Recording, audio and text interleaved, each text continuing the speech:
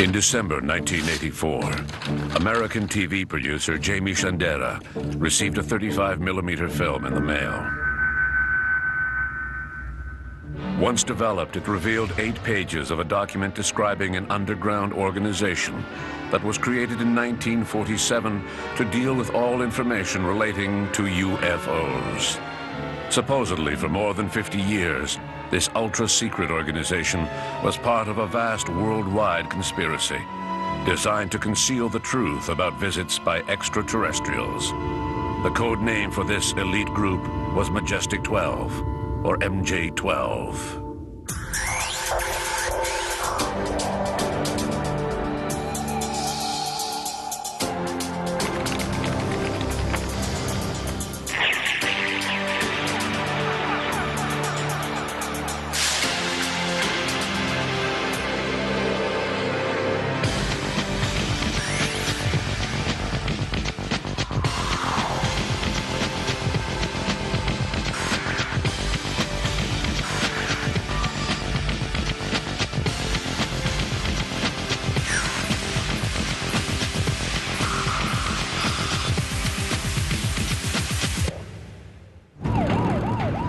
Just how long do you think a worldwide conspiracy can be kept secret from the entire population?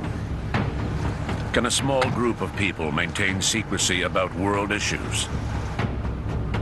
Where does the disinformation end and the conspiracy begin?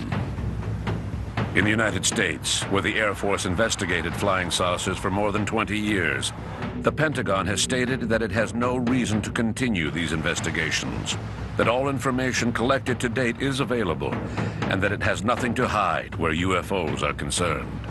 Not everyone agrees with this statement. Through legal means, American UFO experts have forced several government agencies, such as the NSA, CIA, and FBI, to release hundreds of pages of documents which they had previously claimed did not exist. If we add to these lies rumors of recovered spaceships and intimidating men in black, then the idea of a worldwide cover-up doesn't seem so far-fetched. But is there any truth to these rumors?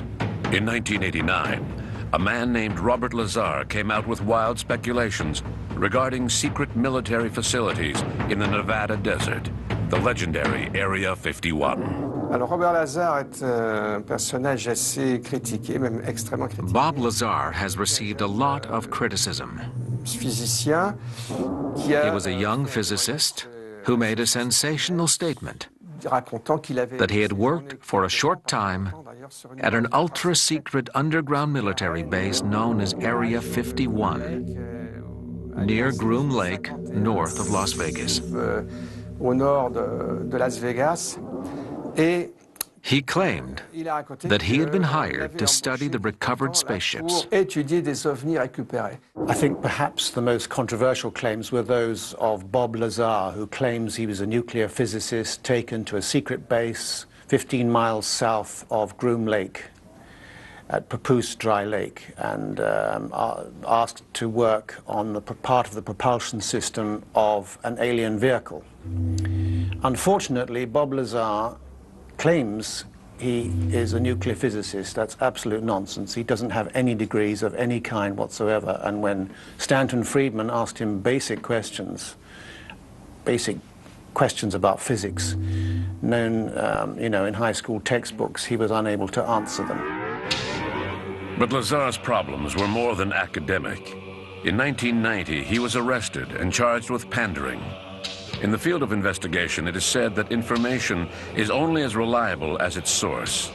Robert Lazar's credibility is rather doubtful. But thanks to him, it became public knowledge that odd things were happening at Area 51.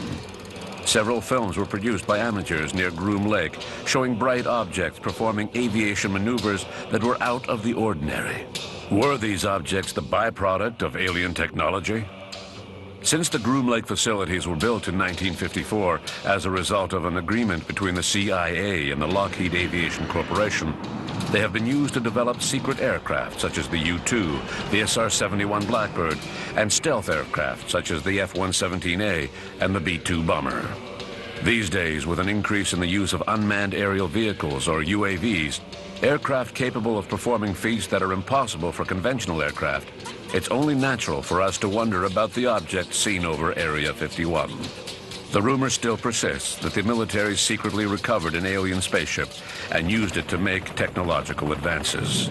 Shortly before he died in 1998, Colonel Philip Corso, a retired American military officer, published a book called The Day After Roswell.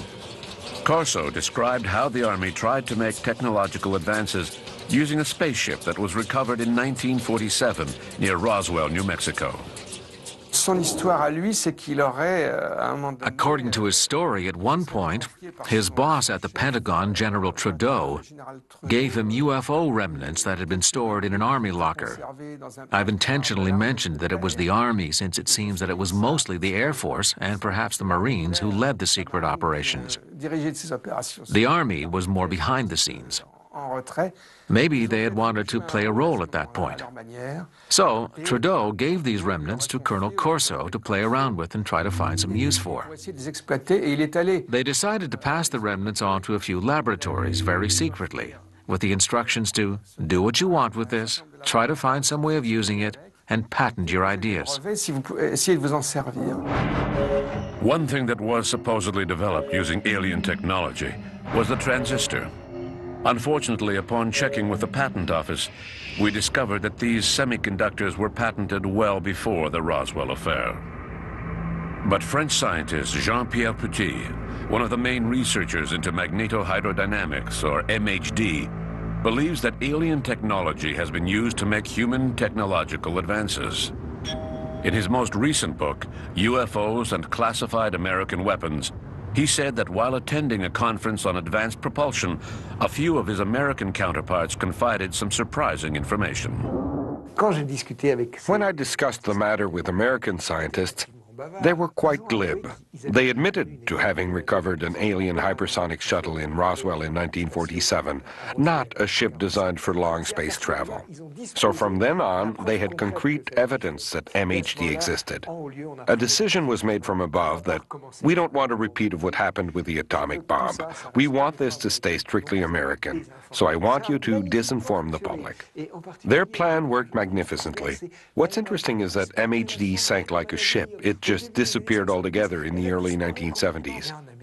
In the U.S., they had developed it in Area 51 in an ultra-secret underground laboratory. I went to Berkeley to give a lecture in 1987 at the invitation of my friend Tony Oppenheim, who worked for the Department of Fluid Mechanics. In the back of the room sat a Professor Kunkel, who was constantly fidgeting. And Oppenheim said to Kunkel, "Why were you so fidgety during the lecture?" And Kunkel replied, "I'm very embarrassed because a lot of what that Frenchman was saying is actually being studied in secret labs here in the United States, like Lawrence Livermore Laboratory. But here it's such a secret that I'm not even authorized to talk about it." Here he was seeing this French scientist casually explaining MHD to second-year students when it was supposed to be top secret in the United States. So it was a bit of a blunder. That's why the Americans were laughing. As people from Brighton told me, our military secrets are in your comic books. As it turns out, the information on MHD was not the only thing that was revealed to Professor Petit.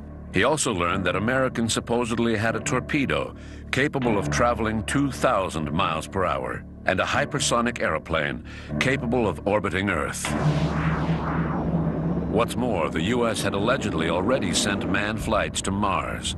The scientist believed all of this information without hesitation.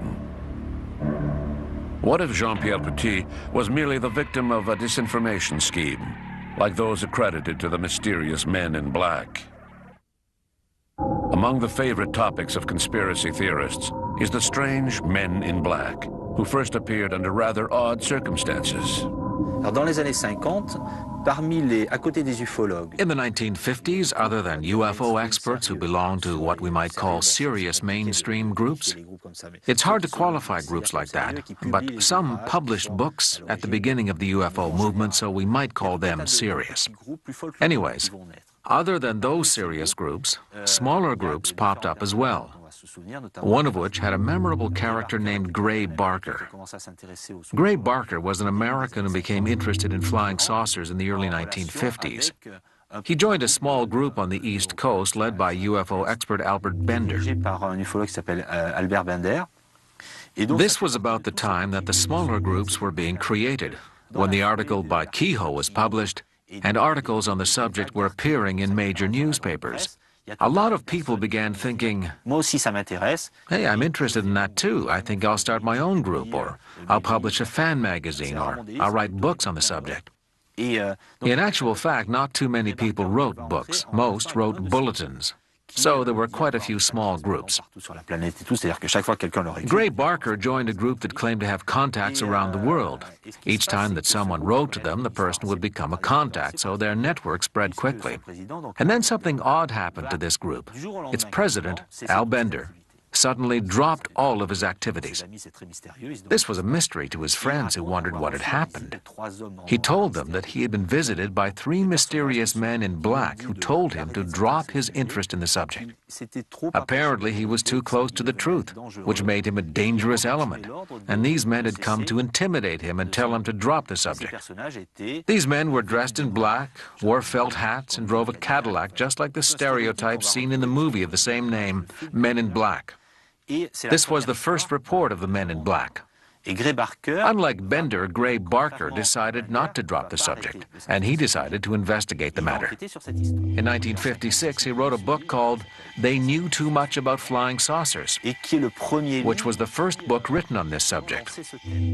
Since then, the Men in Black have become a known element among UFO circles, although the subject remained on the fringes for a long time. Most ufologists did not take the matter seriously. These Men in Black were not attention grabbers like UFOs, which were a more serious issue, a more scientific matter. But the idea persisted over the years, and now the public in general has heard of Men in Black thanks to Hollywood. In his book, Gray Barker gave the impression that these Men in Black might be federal agents, specifically FBI agents. That inference did not go unnoticed. In January 1959, the Federal Bureau of Investigation told its Chicago agents that it wanted a copy of Barker's book. They Knew Too Much About Flying Saucers. Upon investigation, Edgar Hoover's men concluded that the FBI had not been involved in what happened to Albert Bender. Could someone else be interfering? Gray Barker publie son livre en 1956. Gray Barker published his book, They Knew Too Much About Flying Saucers, in 1956. Over the next few years, several UFO experts visited Al Bender in the hopes of hearing his version of what had happened. But he remained silent. He didn't say anything or do anything. In 1958 or 1959, he wrote an article on so-called revelations. But his article didn't really reveal anything. It just described how he had been harassed for years. In 1962, Gray Barker published a book which was a manuscript prepared by Bender telling his version of the story. The UFO community was disappointed, since this book did not reflect what Barker had said in his first book. The Men in Black were neither government agents nor fifth-column aliens. They were aliens based in the Antarctic. The story was nothing more than really bad science fiction. Most people I've spoken with in UFO circles believe that it was nothing more than fiction, and bad fiction at that, since he was claiming that these beings would materialize in his home out of thin air. They were male and female beings. In fact, Bender's manuscript even contained stories that bordered on eroticism. He claimed that the aliens took him to their base. They told him that they had come to Earth because our water contained some element that they needed for their planet. Supposedly, they headed back to their planet in 1960 or 1961, and that was when Bender could finally reveal his secret. Up until then, the aliens had been telling him, "Don't talk about this." And that was why Bender had given up his study group, because the extraterrestrial beings had politely asked him not to reveal their existence. As you can see, this story was very bizarre. It reflected Bender's personality, since he was not a typical UFO expert. Even Barker, who added his own personal notes to the book, since it seems that the manuscript was badly written, said that he had a hard time believing Bender's story. So the whole issue of Men in Black got pushed to the fringes of the UFO community, even though it ended up being discussed more than other issues. Apart from the myth created by Barker and Bender, UFO literature is filled with stories of Men in Black. They seem to be everywhere in the 1960s. In 1967, the U.S. Air Force issued a memo to its staff advising them that individuals dressed in civilian clothes were posing as members of an elite branch of NORAD, visiting witnesses who had seen a UFO and asking them not to say anything about what they had seen. The Air Force also stated that these visitors were imposters, and any officer with information regarding these individuals should immediately notify his superiors. In her book, The Truth Behind Men in Black, British UFO expert Jenny Randles describes dozens of cases where people were visited by men in black, extending from the 1950s up to the present. So if the MIB are not agents working for a secret government agency, then who are they? I'm very interested by the so-called men in black cases. Undoubtedly there is a phenomenon of some sort here, whether it's connected to the UFO mystery or whether it's perhaps a separate but related paranormal phenomena, I don't know. But I can't help but think it's more likely that there are two rather more ordinary things going on here. Firstly, perhaps somebody deliberately hoaxing people who want to believe perhaps a little bit too much in extraterrestrials and playing a trick on them. Secondly, the sorts of people who do enjoy dressing as and pretending to be, say, secret agents. And it seems to me that it is a well-known psychological and psychiatric phenomenon that there are people, for example, who dress as police officers or as paramedics and who have their uniforms, and they enjoy, it fulfills some sort of psychological need to be seen in this role. It doesn't seem to me too far-fetched to suggest that a lot of people might enjoy posing as an agent of some shadowy government agency. Is there a secret agency? Why not MJ-12? In November 1950, upon his return to Ottawa after a visit to the American capital, Wilbur Smith, an engineer working for the Federal Department of Transport, submitted a trip report to his superiors. Smith stated that in the U.S., the whole subject of flying saucers was classified more confidential than the H-bomb. And a group had been set up to study them, led by Dr. Vannevar Bush, President Truman's scientific advisor. Rumors of this secret group charged with studying flying saucers have persisted to this day. In the early 1950s, Captain Edward Ruppelt was director of Project Blue Book, an American committee set up to investigate UFOs. In his book, Reports on Unidentified Flying Objects, he explained that during his term as director, he had the feeling that a secret organization was also working on the same subject. What was this mysterious organization? There are many MJ-12 documents. One of the documents that first came was the Eisenhower briefing document, and that arrived at the home of Jamie Chandray in the form of 2 rolls of undeveloped film, or maybe 1 roll of undeveloped film with 16 frames. But each of the frames sets now are in the possession of 2 people. One of them is Bill Moore, and the other is Jamie Chandray. They were identical sets, and I was able to get a copy of one of the sets from Jamie Chandray, which includes the famous Truman-Forrestal memo, which was the 1947 memo that presumably kicked off the Majestic 12 program. The first 6 pages, apparently written in November 1952 and addressed to President-elect Dwight Eisenhower, were basically a briefing note describing the objectives of a project named Majestic 12, or MJ-12. This was followed by 2 pages of appendices and a memo dated September 24th, 1947, signed by the President at that time, Harry Truman. In the memo, the President authorized Secretary of Defense James Forrestal to proceed with an operation referred to as MJ-12, with the assistance of Dr. Bush, the White House's scientific advisor. The documents were stamped top secret, magic, and eyes only. The MJ-12 program was the program that was begun and initiated by Truman, according to the documents, in 1947. And it has remained, apparently, from the documents that I have, continuous under various names, but including Majestic 12 or MJ12, up to at least 1976. These documents focused on the Roswell affair and spoke of the creation of an ultra-secret group, Majestic 12, which was supposed to be aware of everything relating to UFOs in Roswell.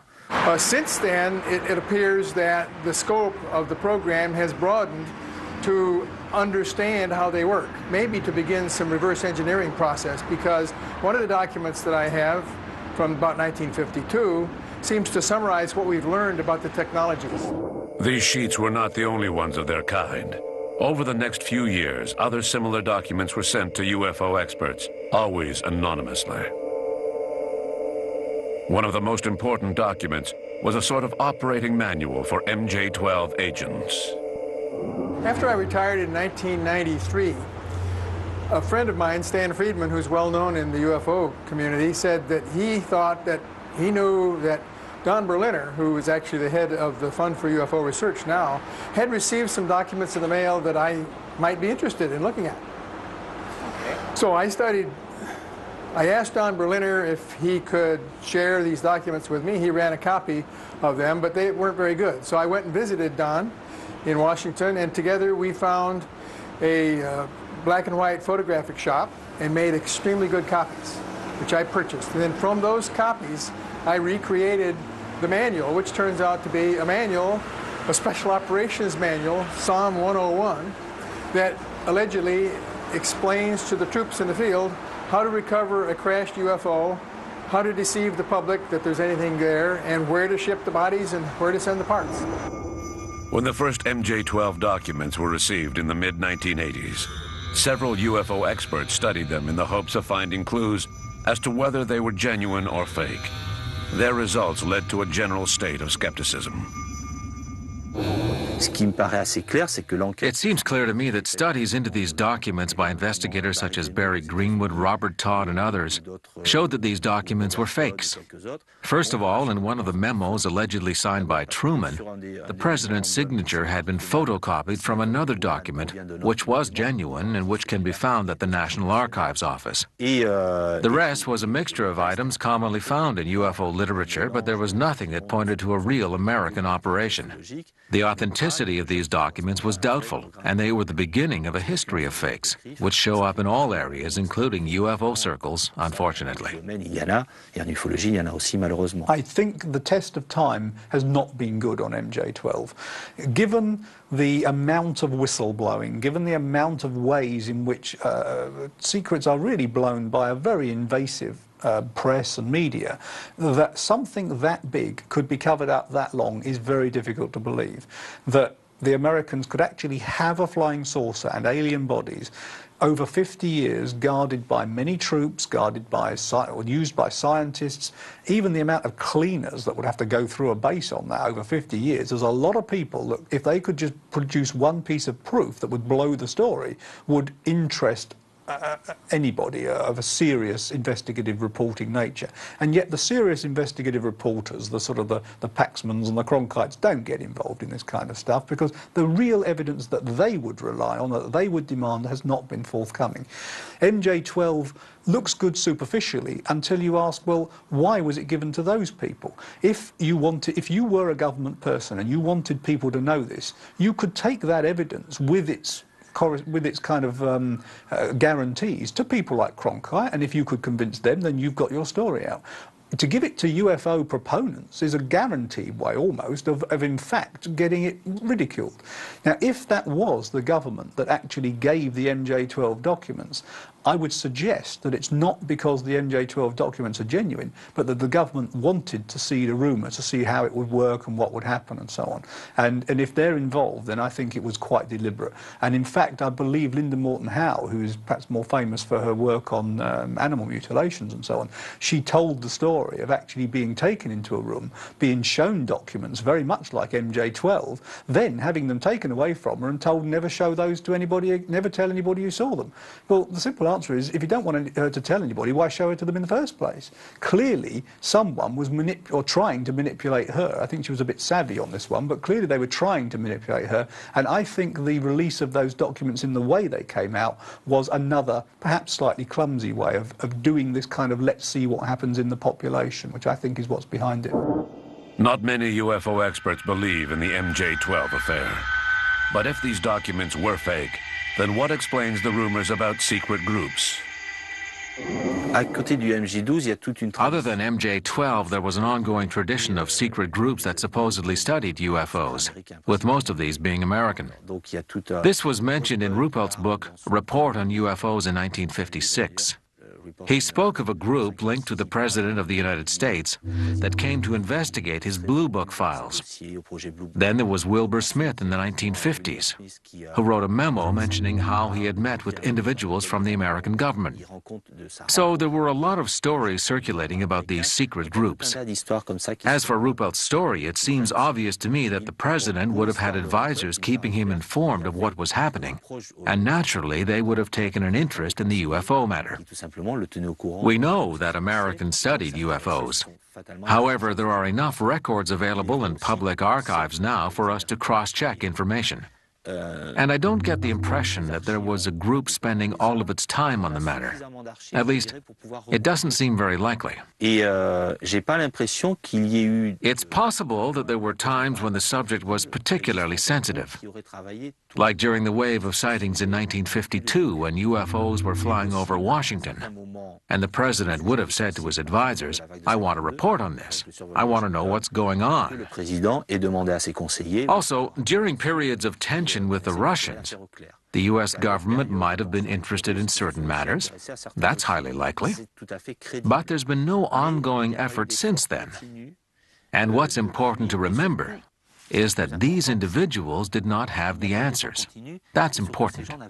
In any conspiracy theory, there is a tendency to think that people in power know everything about the matter.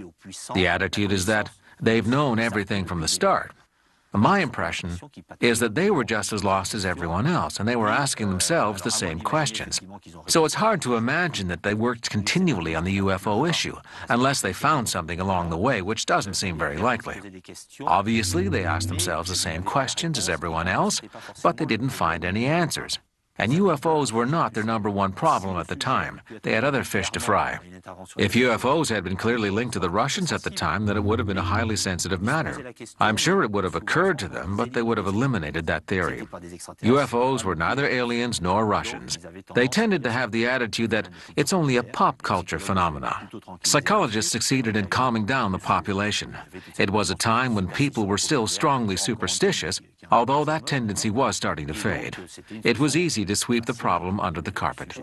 It is my belief that something like that type of organization has existed, and whether or not something like that still exists, I'm not as certain, but I'm willing to guess that it probably does.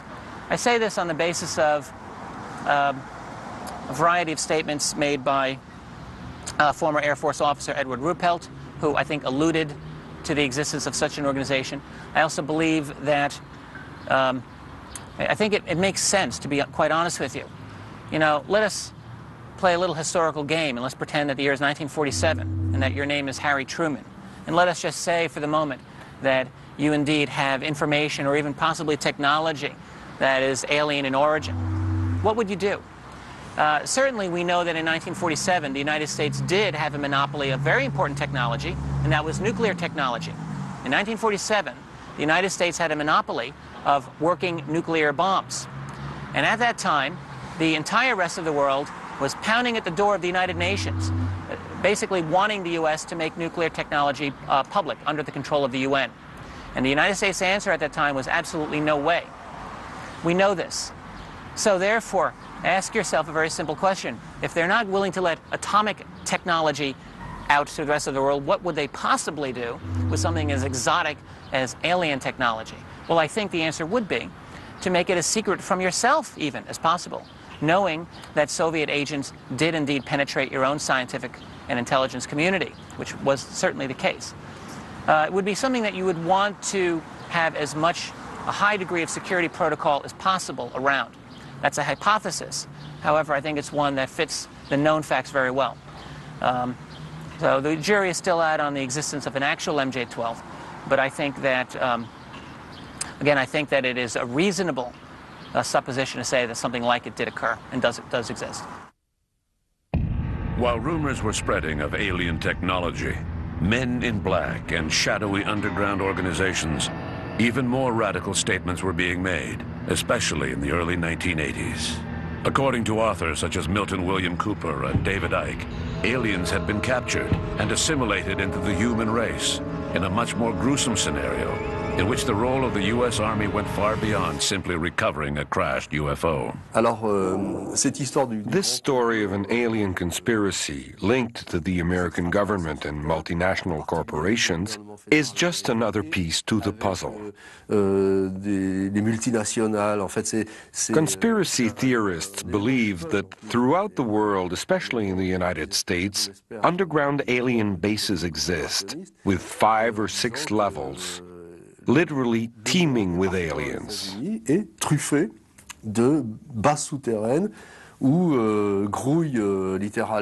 Allegedly, there are thousands of aliens living in these bases, and their only goal is to use humans, raising them like cattle for reproductive research, or interbreeding races to create aliens capable of living among humans without being noticed. I recently met individuals who were convinced of this theory. These people seem quite normal and friendly on the surface, but then they get into a state of extreme paranoia when they become convinced that the enemy is everywhere. In their minds, walls have ears, and we are being watched at all times. And worst of all, there has been an infiltration from outer space, with the consent of governments and major financial institutions throughout the world.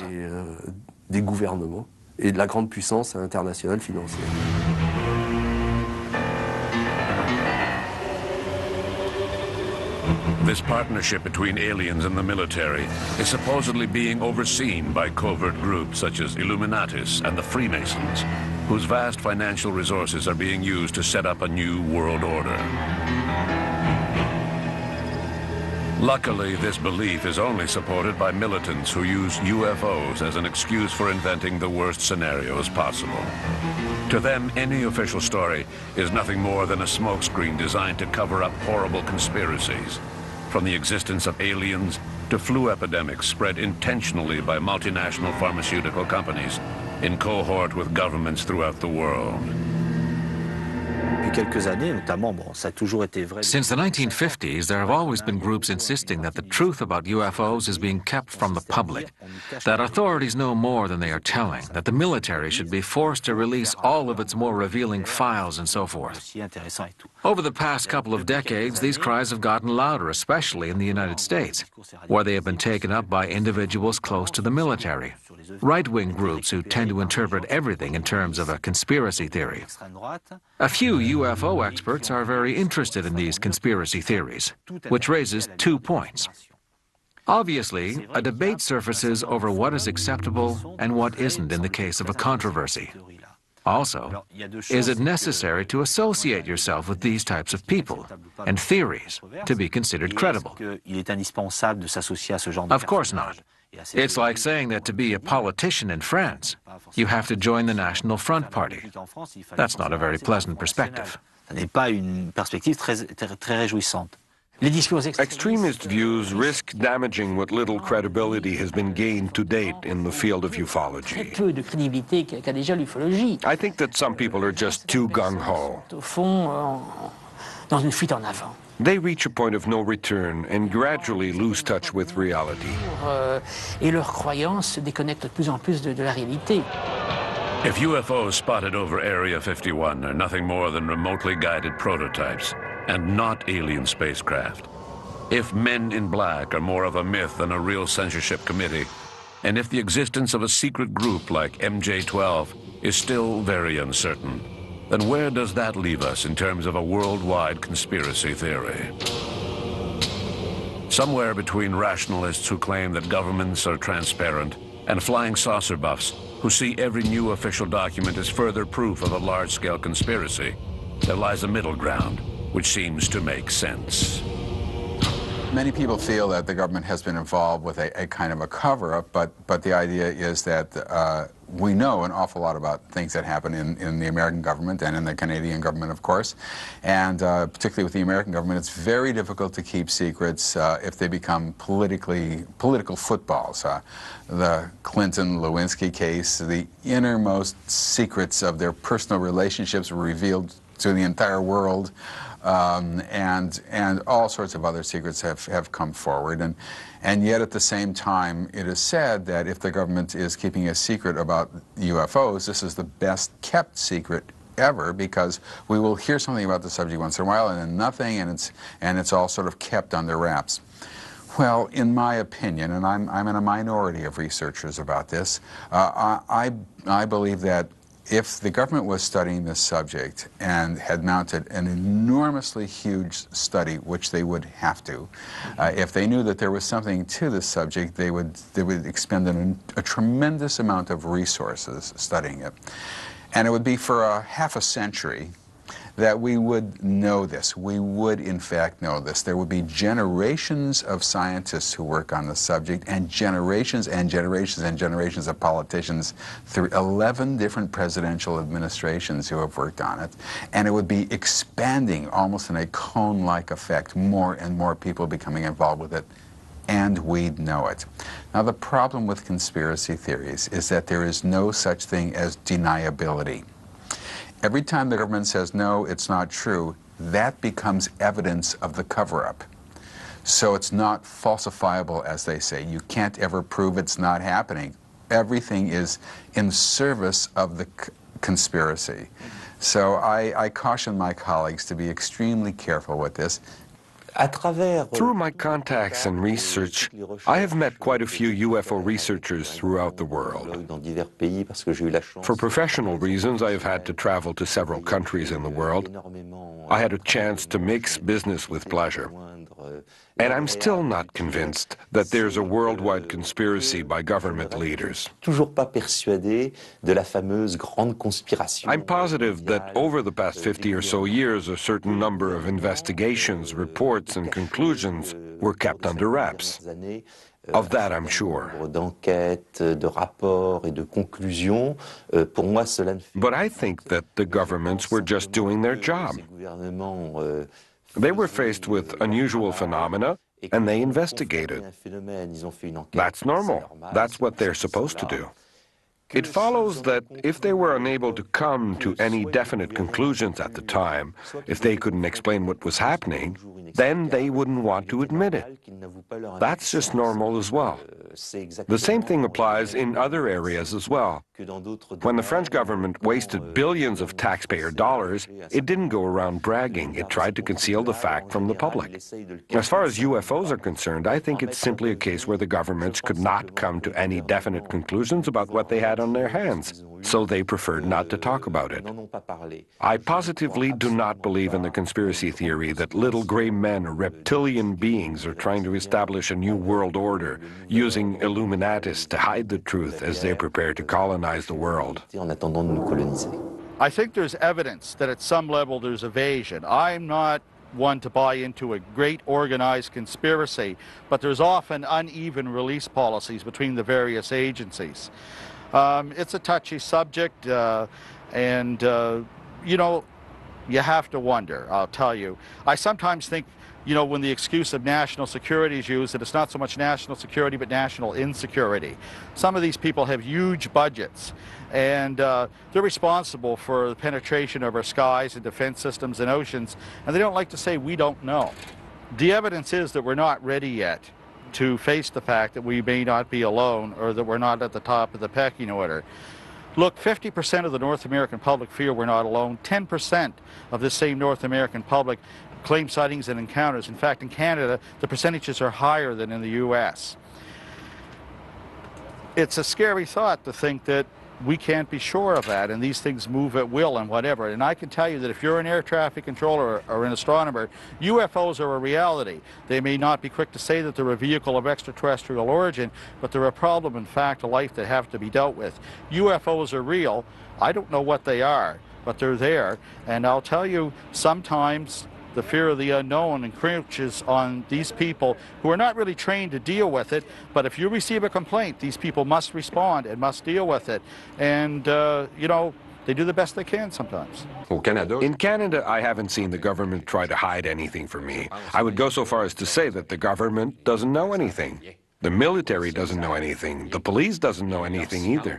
Their silence proves that they don't know anything. Obviously, it could be interpreted as them hiding a big secret from us, but it's better for them to keep quiet because it's less disturbing to the population.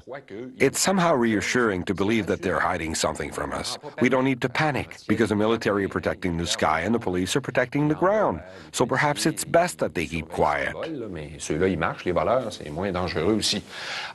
I am convinced of one thing, however.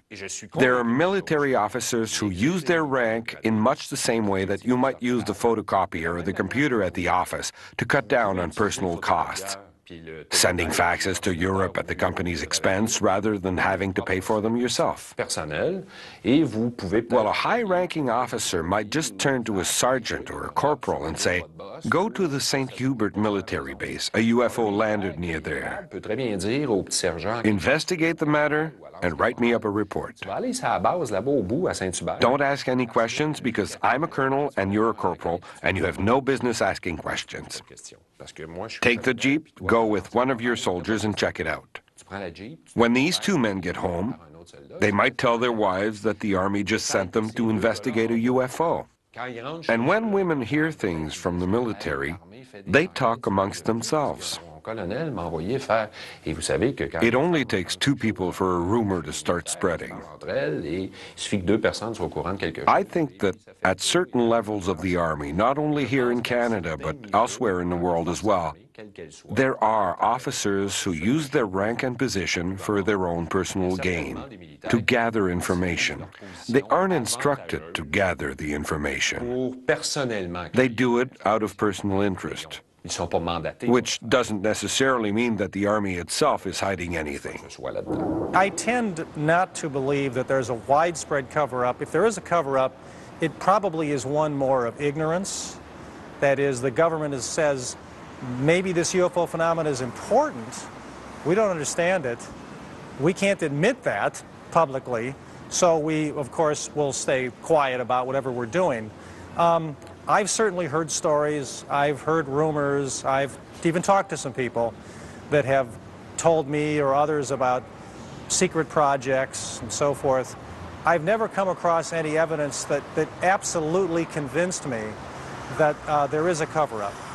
I have come across evidence, though, that has shown that the U.S. government has done a miserable job at studying the phenomena and was greatly affected, for example, by the Cold War and the American policies, the government policies that basically said secrecy was critical in all aspects of the military and industrial complex because of our Cold War with the Russians, Soviets. And this affected their attitudes toward UFOs because it turned out that UFO sightings might have been exploited for psychological reasons, possibly they thought by the Soviets and other things, so that what really should have been an open scientific study about UFOs was turned into something else by other factors, these social factors, I think, and political factors. While it cannot be denied that governments are not always forthcoming when it comes to information about UFOs, there is also no proof of a vast cover-up operation.